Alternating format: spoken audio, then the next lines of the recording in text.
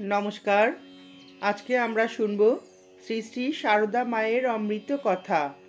আজ সেই মহাপবিত্রতম দিন। আজকের দিনেই স্বয়ং জগজ্জননী মা আমাদের ঘরের মা রূপে আমাদেরকে কৃপা করতে এই ধরণীতে আবির্ভূত হয়েছিলেন। আজ এই পবিত্রতম দিনে ঠাকুর মা স্বামীজির রাতুল চরণে আমার আভূমি লুণ্ঠিত প্রণাম জানিয়ে শ্রী শ্রী মায়ের কথা পাঠ করছি। শ্রী শ্রী মায়ের জীবনী। শ্রী শ্রী মা বাঁকুড়া জেলার জয়রামবাটি গ্রামে 1260 সালের 8ই পৌষ বৃহস্পতিবার জন্মগ্রহণ করেন। তাহার পিতার নাম রামচন্দ্র মুখোপাধ্যায়, মাতার নাম শ্যামা দেবী। মা তাহার জন্মকথা এইরূপ বলিয়াছেন, আমার জন্মও তো ওই রকমের, মানে ঠাকুরের মতো। মা বলছেন, আমার মা শিয়রে ঠাকুর দেখতে গিয়েছিলেন। ফেরবার সময় হঠাৎ শৌচে যাবার ইচ্ছা হওয়ায় দেবালয়ের কাছে এক গাছতলায় যান। শৌচের কিছুই হলো না, কিন্তু বোধ করলেন একটা বায়ু যেন তার উদর মধ্যে ঢোকায় উদর ভয়ানক ভারী হয়ে উঠল। মা বসেই আছেন। তখন মা দেখেন যে লাল চেলি পড়া একটি 5-6 বছরের অতি সুন্দরী মেয়ে গাছ থেকে নেমে এসে তার কাছে এসে কোমল বাহু দুটি দিয়ে পিঠের দিক থেকে তার গলা জড়িয়ে ধরে বলল, মা, আমি তোমার ঘরে এলাম। মা তখন অচৈতন্য হয়ে পড়েন। সকলে গিয়ে তাকে ধরাধরি করে নিয়ে এলো। সেই মেয়েই মায়ের উদরে প্রবেশ করে। তা থেকেই আমার জন্ম। বাড়িতে ফিরে এসে মা এই ঘটনাটি বলেছিলেন। মায়ের পিতা তখন কার্য উপলক্ষে কলকাতায় গিয়েছিলেন। ফিরিয়া আসিয়া তিনি এই সকল কথা শুনিলেন। তদবধি মা ভূমিষ্ঠ হওয়া পর্যন্ত তিনি আর স্ত্রীর অঙ্গ স্পর্শ করেন নাই। শুনিয়াছি মাকে তাহার পিতা দেবতার ন্যায় ভক্তি শ্রদ্ধা করিতেন। মায়ের মা একবার যোগেন মাকে বলিয়াছিলেন, গর্ভ অবস্থায় আমার এই রূপ, মাথায় চুল আর ধরে না। সেবার সাধে কত লোক যে কাপড় দিয়েছিল তার আর অবধি নেই। মায়ের জন্মস্থান এখন যেখানে মন্দির হইয়াছে সেইখানে ছিল। বসত ঘরখানি উত্তরের জমিতে ছিল। মায়ের পিতা দরিদ্র হইলেও অতি নিষ্ঠাবান এবং মাতা বিশেষ ভক্তিমতী ও কর্তব্যপরায়ণা ছিলেন।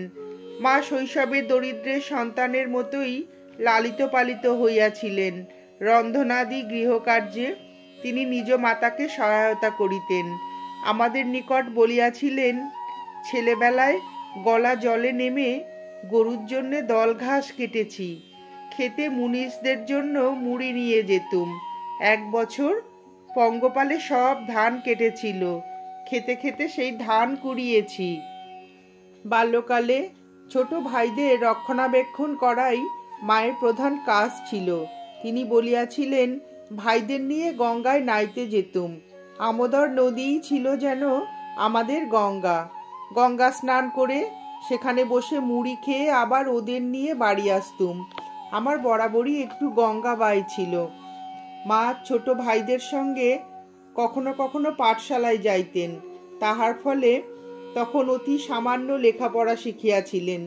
পরে অবশ্য তিনি বেশ পড়িবার অভ্যাস করিয়াছিলেন এবং বাংলার রামায়ণাদি পড়িতেন, কিন্তু পত্রাদি লিখিতে তাহাকে কখনো দেখা যাইত না। 5 বৎসর বয়সের সময় মায়ের বিবাহ হয়। তিনি বলিয়াছিলেন, আমার 7 বছর বয়সের সময় ঠাকুর জয়রামবাটি এসেছিলেন। বিয়ের পর জোরে যায় না, তখন আমাকে বলেছিলেন, তোমাকে যদি কেউ জিজ্ঞাসা করে ক বছরে বিয়ে হয়েছে, তখন 5 বছর বলো, 7 বছর বলো না। জোরে যাওয়াকেই মা পাছে বিবাহ মনে করেন, এই জন্য ঠাকুর ওই কথা বলিয়া থাকিবেন। বিবাহের সময় সম্বন্ধে মা বলিতেন, খেজুরের দিনে আমার বিয়ে হয়, মাসের কথা মনে নেই। 10 দিনের মধ্যে যখন কামার পুকুরে গেলুম, তখন সেখানে খেজুর কুড়িয়েছি।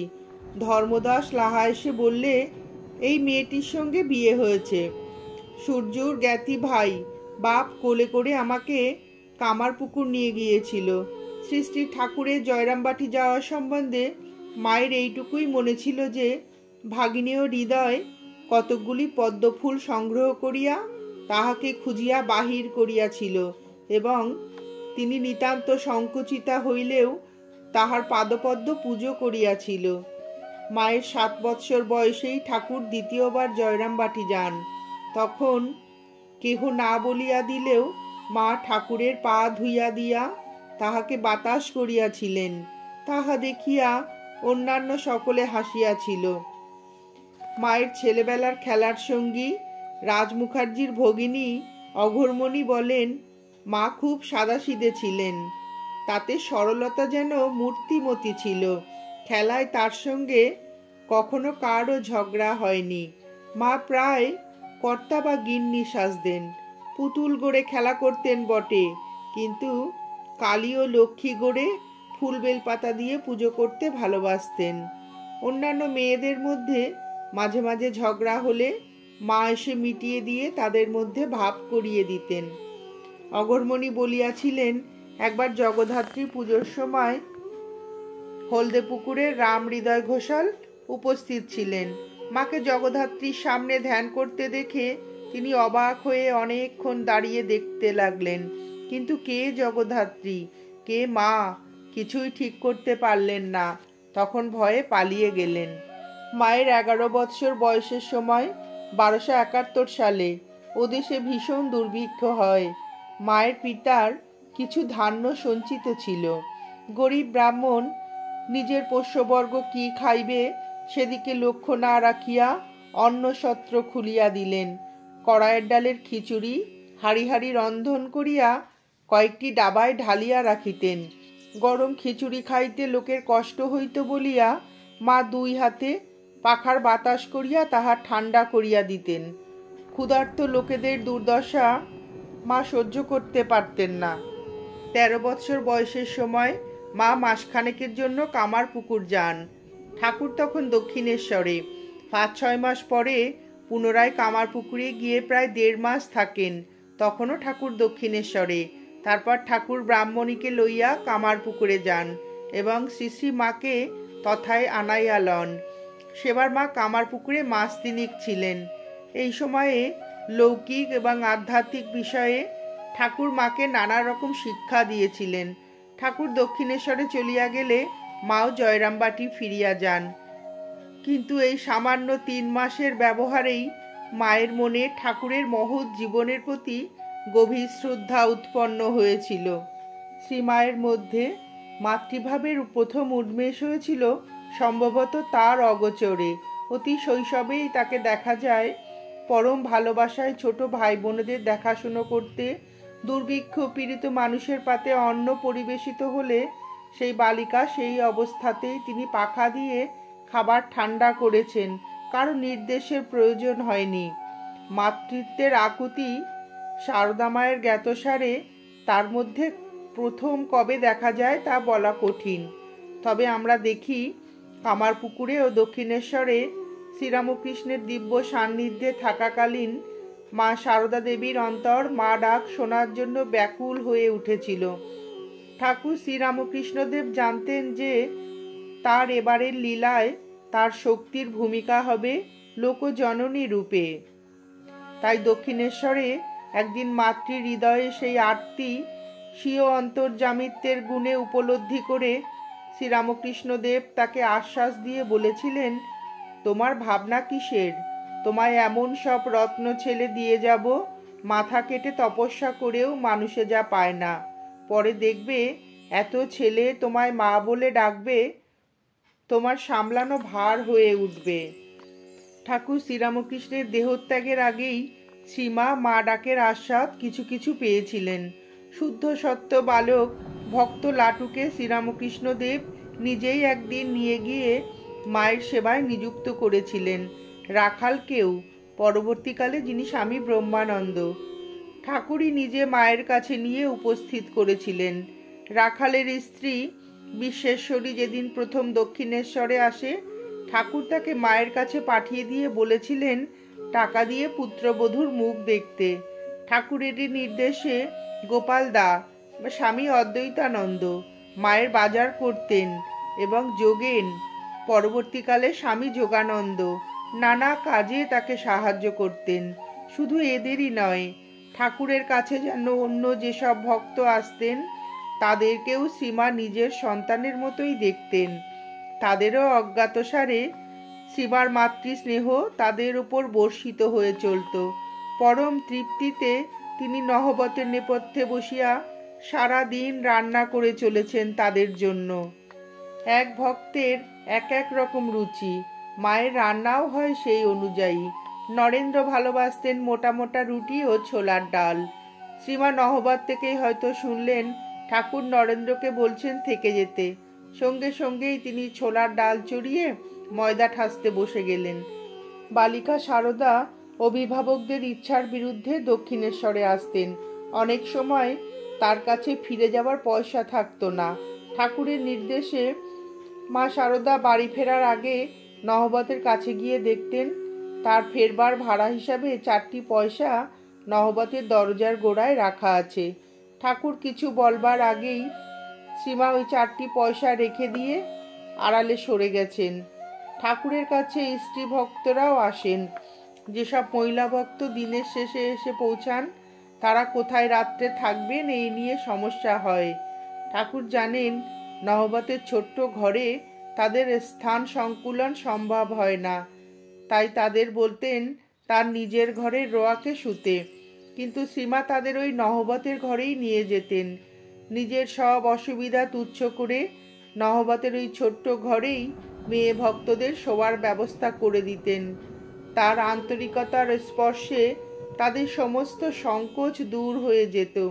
তিনি জানতেন এরা শুধু ঠাকুরের ভক্তই নয়, তারও সন্তান সন্ততি। তিনি এদের সবার মা। তাই ঠাকুরের ভক্তদের সেবার জন্য কখনো তার কোনো ক্লান্তি বা বিরক্ত ছিল না, ছিল একটা পরম তৃপ্তিবোধ। ঠাকুরের বালক ভক্তদের অন্যতম পূর্ণচন্দ্র যখন প্রথম দক্ষিণেশ্বরে আসছেন তখন একদিন ঠাকুর তাকে নহবতে মায়ের কাছে নিয়ে গিয়ে বললেন তাকে মালা ও চন্দনে ভূষিত করে খাওয়াতে। সীমা ঠিক তাই করলেন। পূর্ণ নিজে ওই ঘটনা সম্বন্ধে পরবর্তীকালে বলেছেন, আমাকে নহবতখানার ভিতরে নিয়ে একজন স্ত্রীলোককে বললেন, এই পূর্ণ, একে খাওয়াবার কথাই বলেছিলাম।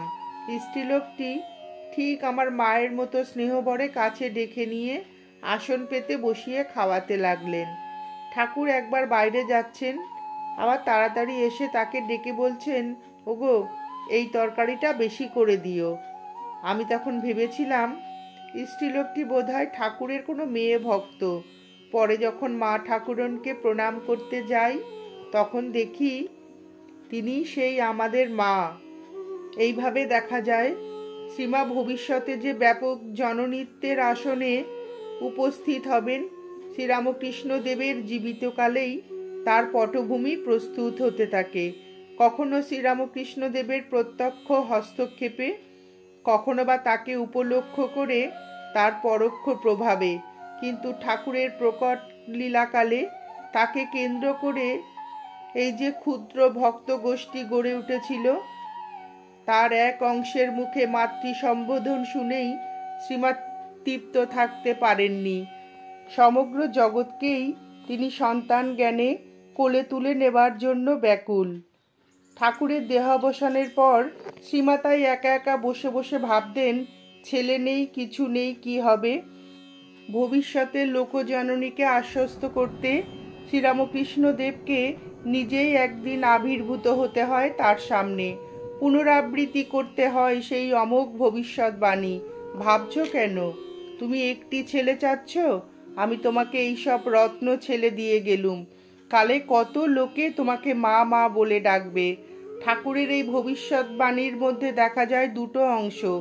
রত্ন ছেলে বলতে ঠাকুর বুঝিয়েছেন নরেন্দ্র, রাখাল প্রমুখ ত্যাগী সন্তানদের, আর মাস্টারমশাই, নাগমহাশয়, বলরাম বসু প্রমুখ গৃহী ভক্তদের, যারা তারই নির্দেশের মতো আপ্রাণ চেষ্টা করেছেন সংসারে থেকেও এক হাত তার পাদপদ্মে সর্বদা রেখে দিতে।